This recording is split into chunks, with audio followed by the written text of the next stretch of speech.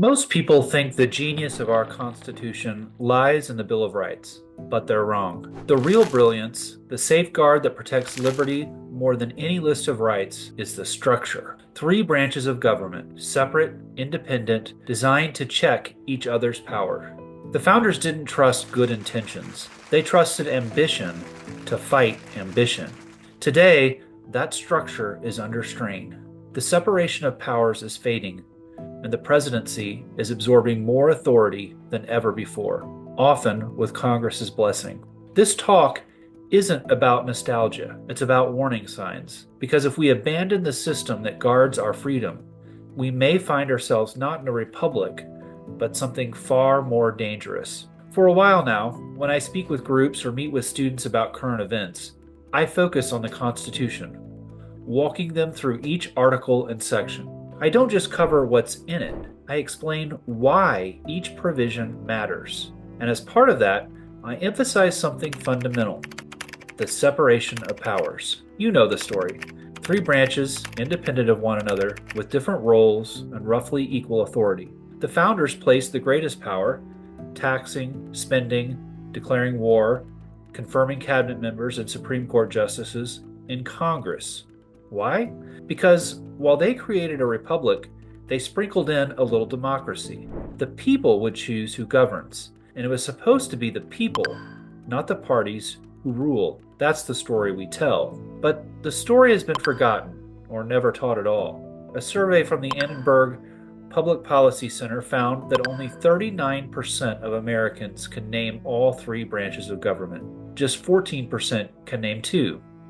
A quarter can only name one, and nearly as many, 22%, can't name even one. So it's no surprise that when I ask people what makes our Constitution so special, most reach for the familiar answer: the Bill of Rights. And yes, those 10 amendments matter. But I want to make a different case, one that's too often overlooked. The real genius of our Constitution isn't just what it promises, it's how it works, the structure, the separation of powers. That's what turns promises into protections. I love how former Supreme Court Justice Antonin Scalia put it. Every banana republic in the world has a Bill of Rights. Nearly every dictator has one. The Soviet Union's Bill of Rights? On paper, it was better than ours. They guaranteed freedom of speech, the press, and even street protests. And they said anyone who suppressed criticism of the government would be punished. Sounds amazing, right? But of course, it was all just words. What our framers would have called a parchment guarantee. Words on paper don't mean a thing if no one has the power to stop a dictator from trampling over them. And that's where the genius of our system comes in. The word Constitution doesn't mean a list of rights. It means structure. And that's what the framers spent that long, hot summer in Philadelphia debating in 1787. They weren't focused on a Bill of Rights. That came later. What they cared about was designing a system that would keep power in check. They gave us more than an independent judiciary. They gave us a bicameral legislature, a House, and a Senate, both with real power. And that's rare. As Scalia also put it, England's House of Lords, it can make the Commons pass a bill a second time, but that's about it. France has a Senate, and so does Italy, but they're mostly symbolic. In most countries, you don't have two equally powerful legislative bodies. And then there's the executive branch. Very few countries elect a chief executive independently. I've talked with Europeans some about the separation of powers, and typically they like to focus on judicial independence. Justice Scalia noted the same. That's because in most parliamentary systems, the executive, or the prime minister, is a creature of the legislature. Parliament picks the prime minister and can remove them with a no-confidence vote whenever they want. There's no real disagreement between the parliament and the prime minister. And if there is, they just get a new one. The Europeans, and many Americans, look at our system and shake their heads. They see a bill pass the House, then die in the Senate, or perhaps pass both and then get vetoed by the president, and they say, what a mess. It's gridlock. Like I said, these Europeans aren't alone. We hear Americans saying the same thing all the time. People complain about a dysfunctional government because there's disagreement, but the framers, they'd say, yes, That's exactly how we designed it. They wanted power to contradict power. Alexander Hamilton put it plainly in the Federalist Papers. He said, "Sure, it might be inconvenient, but since the real danger is too much legislation, a little gridlock isn't so bad." The truth is, unless we learn to appreciate that gridlock, we risk losing what protects us. The founders believed gridlock was the ultimate safeguard for minorities. If a bill comes along that's unfair or harmful to a minority group, it doesn't take much to stop it in our system. That's by design. So maybe it's time we stop seeing gridlock as a problem and start seeing it for what it is, a safeguard. It's there to make sure that the legislation that does make it through is good legislation, the kind that has stood the test of debate, scrutiny, and compromise. Our system may not be perfect, but that complexity, the checks, the balances, the deliberate slowness, it's what keeps us free, and that's something worth celebrating. I went through high school and college with a deep admiration for the Constitution's separation of powers. I pored over it in law school, and when I've worked with or represented congressmen or local legislative bodies, I believed that separation still existed. It was certainly what the founders intended, but here's the hard truth. That's no longer the reality. Today's federal government isn't made up of three equal branches checking and balancing each other. Depending on how you do the math, it's either two branches or maybe just one. The modern presidency has become a giant centrifuge, sucking power away from both Congress and the states, making law unilaterally through regulation and executive order. But this isn't just a case of power-hungry presidents. Congress has been giving away its authority willingly, and that's where the real problem lies. The Supreme Court has consistently upheld Congress's authority. In Zivotofsky v. Kerry in 2014, the court said plainly that, quote, "The executive is not free from the ordinary controls and checks of Congress merely because foreign affairs are at issue. But if Congress chooses to surrender its constitutional duties to the president, what then?" And we're seeing this play out again. In the early months of Trump's second term, he's issued a flurry of executive orders, rolling back his predecessor's policies, not just on immigration and energy, but in areas that traditionally required legislative deliberation, like federal spending and tariffs. And what did Congress do? Very little. Even when there is a divided party makeup, Congress offers almost no resistance. They've grown so accustomed to being reactive that they've forgotten how to be deliberative. Our government was designed to be horizontal, three branches sharing power. But over time, it has started to look more like a pyramid. Presidents have climbed to the top, while Congress has willingly abandoned both its constitutional responsibilities and its ability to act as a meaningful check on executive power. Look at what happened in Trump's two terms. Congressional leaders didn't lay out their own agenda or legislative goals. They waited for Trump to set the course. But this isn't a partisan phenomenon. During Obama's years, Congressman Steve Israel, who handled the House Democrats' messaging, said that Obama was, quote, "our messenger in chief." Lawmakers deferred to his political brand rather than cultivating their own. Even in matters traditionally driven by Congress, like immigration reform or healthcare, Democrats looked to the White House to take the lead, sidelining the legislative branch. The pattern continued under President Biden. When Biden announced a sweeping student loan forgiveness program in 2022, he did so through executive action without securing congressional approval. Many members of Congress, even those who had previously pushed for such relief, stepped back from the legislative responsibility and instead cheered the move from the sidelines. Rather than asserting its constitutional role in fiscal matters, Congress allowed a major spending decision to be made unilaterally by the executive branch. Under Newt Gingrich's leadership in the 1990s, Congress tried to show its cost-cutting zeal by disarming itself. Staff levels were reduced, foreign travel was slashed, and members of Congress had to rely on the executive branch for information about international issues. In 2011, Congress went even further, stripping itself of the ability to designate specific spending priorities through earmarks.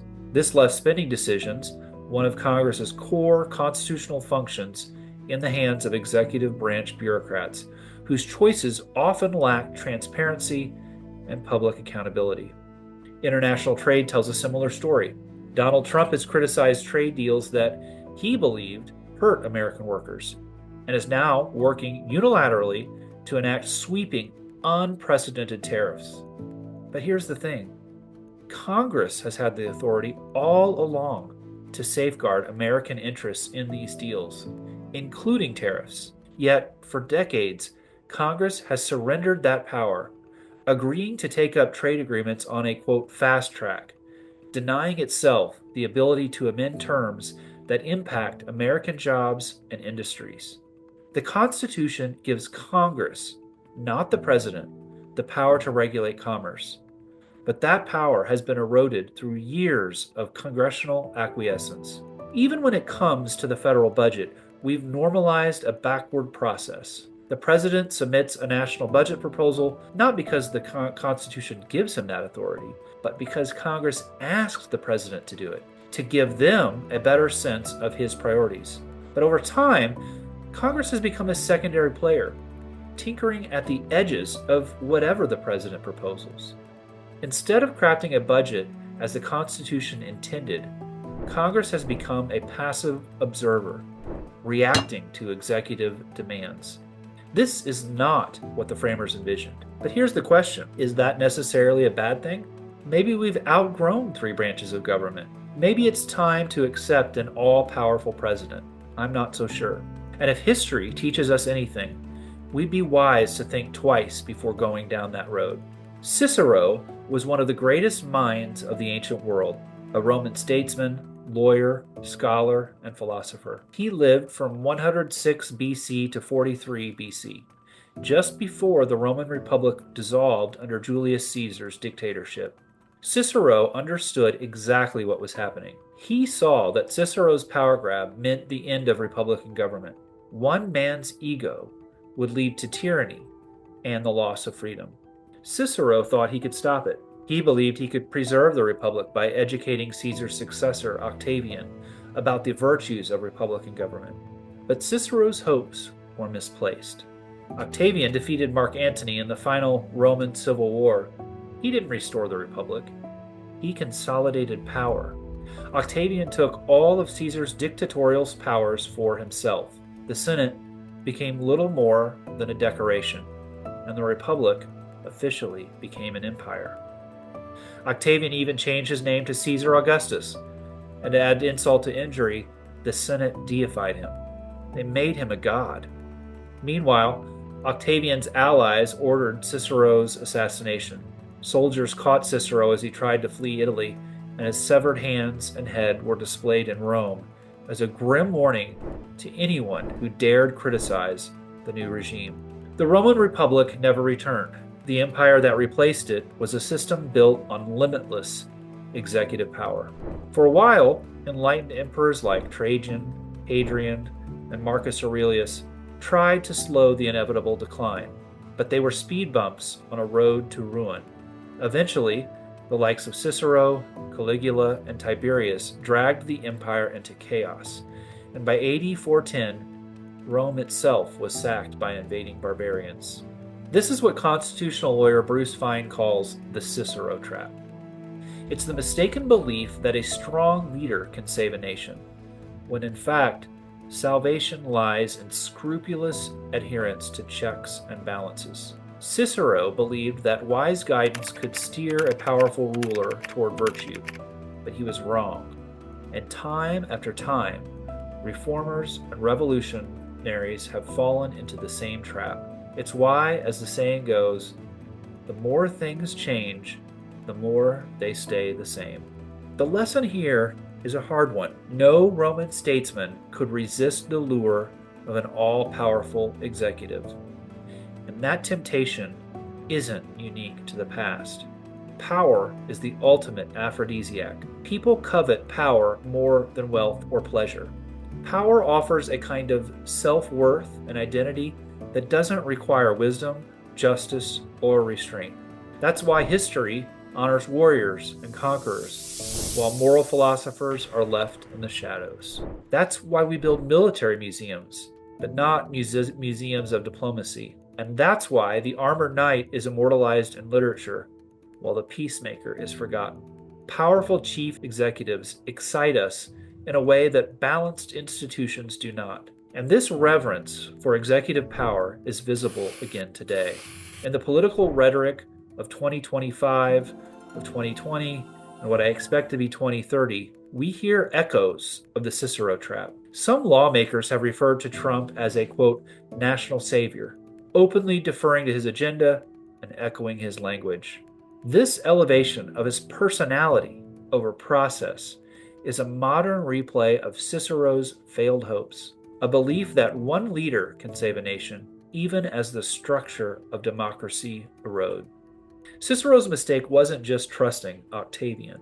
His mistake was believing that a republic could survive without checks and balances, without the safeguards that protect us against the seductive pull of power. And if we're not careful, we may find ourselves learning the same lesson all over again. There's something deeply ingrained in us, in all of us, a fascination with powerful figures and powerful leaders. Here in America, some call it presidential greatness porn. You see it every day when Father's Day rolls around and the best-selling nonfiction books are all about so-called great presidents. But this obsession with presidents has real consequences. Most presidents aren't that great. Once you get past the top 10 or 12, you're left with a lot of mediocrity. But the bigger problem, the one that really matters, is how this obsession with presidents poisons our understanding of democracy. It casts Congress into the shadows and ignores the very foundation of our system, the separation of powers. When we let presidential greatness define political greatness, we systematically devalue legislative leadership. And that's a dangerous thing, because expecting Congress to behave like a president is like expecting a democracy to behave like a monarchy. Now, I get it. Even if greatness is hard to define, we all know it when we see it.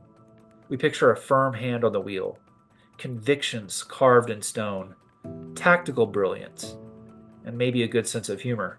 Presidential greatness is all about being the good king. That's why JFK, who had very few accomplishments, keeps making the list of best presidents. And that's why McKinley, whose accomplishments were vast, barely gets mentioned. But congressional greatness, there's no popular image for that. You can see this irony right in the heart of the Capitol. Look up at the artwork under the dome, the apotheosis of Washington. Even in Congress's grandest monument to itself, it couldn't celebrate its own role. The centerpiece honors a president, not a legislator. And it's the same with our political literature. The most dominant books about legislative politics, Robert Caro's series on Lyndon Johnson. And why did we read them? Because LBJ eventually became president. Even lawmakers who aim for greatness assume they'll get there by becoming president. Legislative greatness has no natural constituency. Why? Because the work of Congress doesn't lend itself to drama. It's not sexy.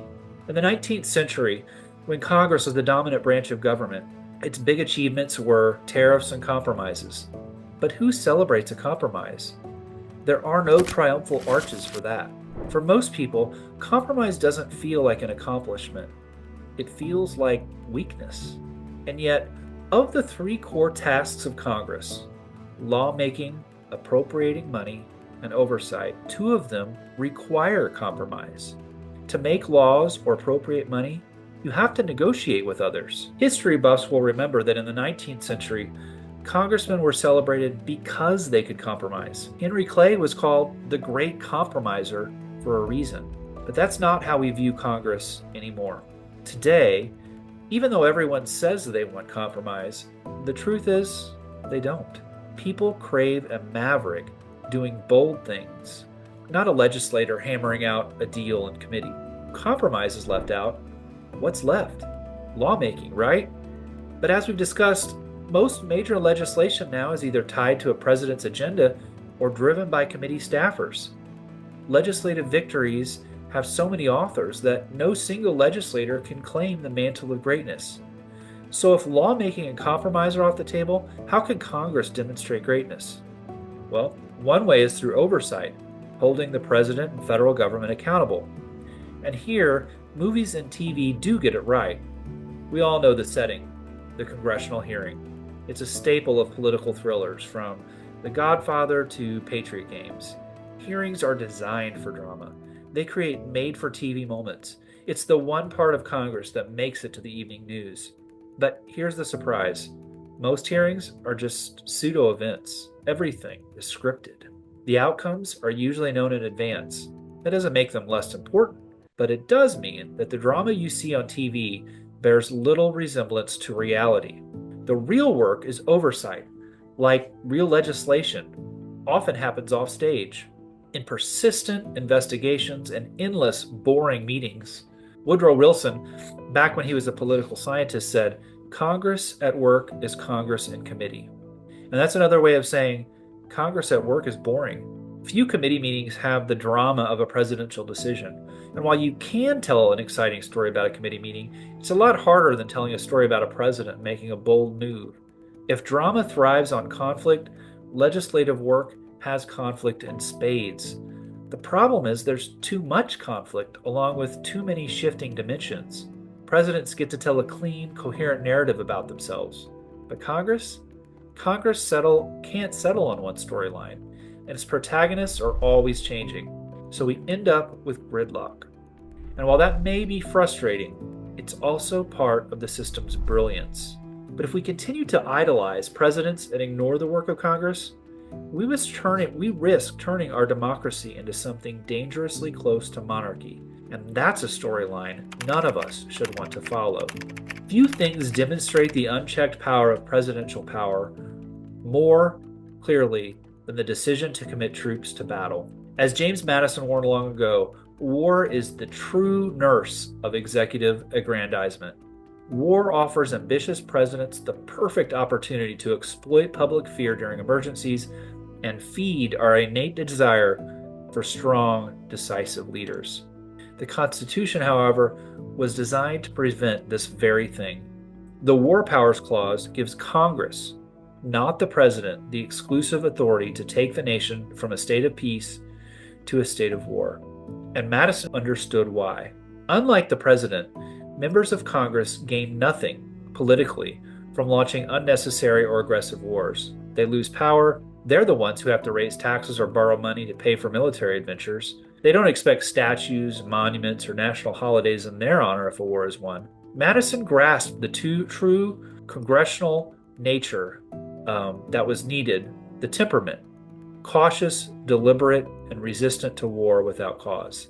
That's why we, the people, through our elected representatives, we're supposed to decide when our children fight and die in foreign wars.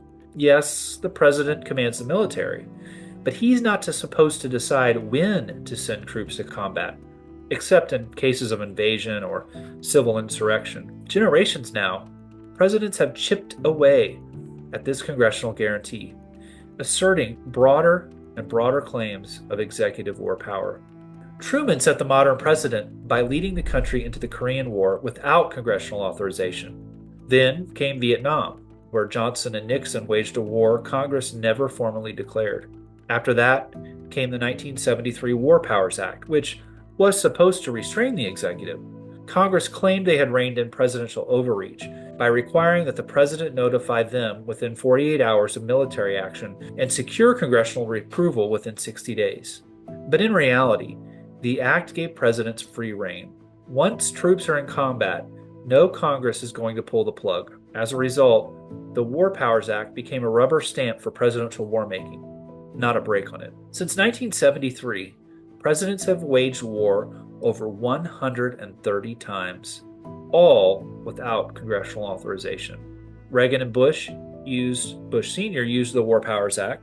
Clinton invoked it in Yugoslavia, Bosnia, Kosovo, Iraq, and Haiti. George W. Bush relied on it after 9/11. Obama used it frequently, most notably in Libya. And Trump followed suit with airstrikes in Syria, on Houthis, and others. The United States has not declared war since June 5, 1942. But no one can deny that we have been at war many, many times, almost always on the sole word of the president. In fact, since the beginning of the country, Over 200 and some odd years, Congress has not once voted to launch a preemptive war. It has only acknowledged on 5 occasions that a state of war had been thrust upon us: the War of 1812, the Mexican American War, the Spanish American War, World War I, and World War II. And even in those cases, Congress was responding to pressure from the president. The temptation for presidents to go to war is irresistible. Madison warned us about this. Ambition, avarice, vanity, the love of fame. Madison saw it clearly. War feeds all the dangerous passions that corrupt human nature. And that's why, in free states, it has always been an axiom to disarm the executive of its influence over war. Yet here we are. The United States is on the brink of ruination, not because we've lacked strong presidents, but because we've abandoned Madison's wisdom. We've dishonored the Constitution's checks and balances and replaced them with endless presidential wars, endless presidential executive orders, endless presidential tariffs. We become a warfare state, a tariff state, fueled by a multi-million-dollar military-industrial counterterrorism complex that thrives on conflict, crony capitalism, unaudited defense budgets, and a spiraling national debt. Since the Korean War, we've ignored the War Powers Clause, allowed presidents to wage war or use military force across the globe: Vietnam, the Dominican Republic, Laos, Cambodia, Kuwait, Grenada, Panama, Nicaragua, Bosnia, Serbia, Somalia, Afghanistan, Iraq, Pakistan, Libya, Yemen, Syria, and against Al-Qaeda and ISIS, just to name a few. And now, we're in the verge of raising another generation of Americans who have never known a single day of peace. We're becoming more like Prussia every day, not a state with armed forces, but armed forces with a state. If we are to find our way back, the answer isn't a stronger president or a new savior. Our salvation lies in making the Constitution the battleground of our politics, restoring its separation of powers and its checks and balances, especially in matters of war and peace. The Constitution reflects a deeper understanding of human nature, the dangers of unchecked power, and the majesty of liberty and justice that any other government charter ever conceived. And if we are to avoid the Cicero trap, we must remember this. Our problem isn't the absence of a knight in shining armor to rescue us. Our problem is the withering of the very institutions that were designed to protect us from limitless executive power and the tyranny that follows. The authors of the United States Constitution gave us a revolutionary solution to an age-old problem. They understood that unchecked power, no matter how well-intentioned, always ended in tyranny.